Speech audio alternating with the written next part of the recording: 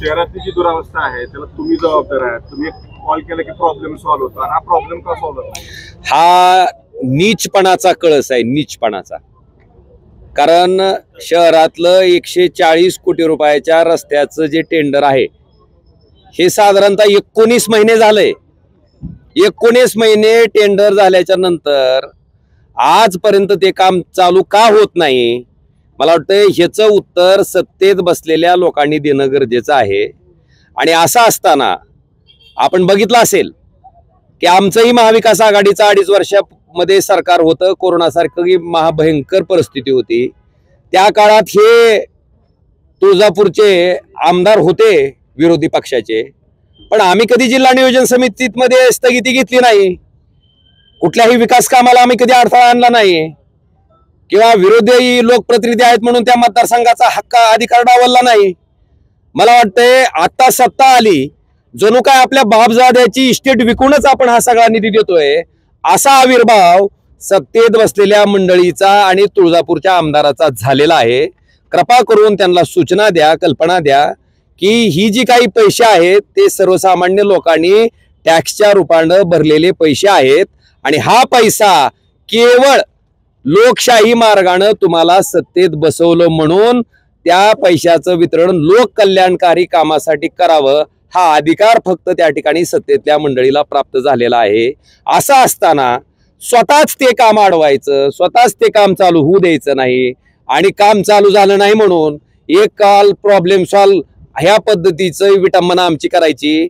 तुमच्या आत्ताच्या झालेल्या सव्वा वर्षापूर्वीच्या लोकसभेच्या निवडणुकीत जी मंडळी मला म्हणत होती की फोन उचलल्यानं काय होतंय, एक कॉल प्रॉब्लेम सॉल्व काय होतंय, त्या मंडळींनी प्रचंड प्रमाणात पैसे खर्च करून त्याचा आस्वाद 3,29,846 इतक्या मतांनी पराभव पत्करून घेतलेला आहे. अजून पण त्यांची शांती झाली नसेल आणि केवळ सत्ता आहे, त्या सत्तेचा वापर करून जर लोकांना त्रास द्यायची भूमिका असेल, धाराशिव मधल्या शहरातले रस्ते त्या ठिकाणी होऊ द्यायचे नाहीत ही भूमिका असेल, तर जनतेनं ह्याचा अतिशय बारकाईनं अभ्यास केलाय. जनता ही सगळ्या गोष्टीचा विचार करत असते. जनतेला सगळं लक्षात येतं. आता ह्या मंडळीला वाटतंय की दुसऱ्याला काही कळत नाही, सगळं समजतंय.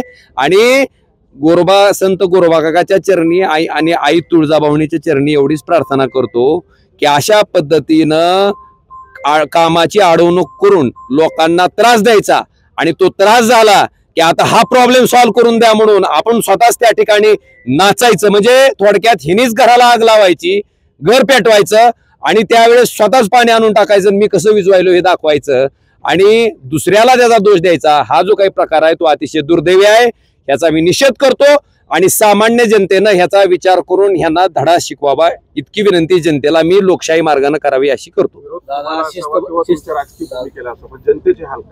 हेच तुम्ही त्यांना विचारणं गरजेचं आहे. मी तुम्हाला उदाहरणासह सांगितलं की आमचं 2.5 वर्षाचं महाविकास आघाडीचं सरकार होतं त्यावेळेस आम्ही कधी अशी अडवणूक केली नाही.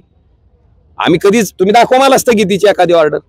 आणि हे आल्यापासून जिल्हा नियोजन समितीच्या कामाला स्थगिती, शेतकऱ्याचे ट्रान्सफॉर्मर नाहीत, रस्त्याची कामं नाहीत, त्या ठिकाणी दवाखान्याचे औषधं घ्यायचे गरीब लोकांना लागायचे त्याची खरेदी नाही. मला वाटतं हा त्रास नाही का सामान्य माणसाचा? याची लाज काही आहे का नाही, शरम आपल्याला? आणि 140 कोटीच्या कामाचं 19 महिने झालं टेंडर होऊन ते काम कुणाच्या त्या ठिकाणी हुकुमावरून सुरू होत नाही. ह्याचं उत्तर सत्तेत बसलेल्या मंडळीनं देणं गरजेचं आहे. जनता सुज्ञ आहे.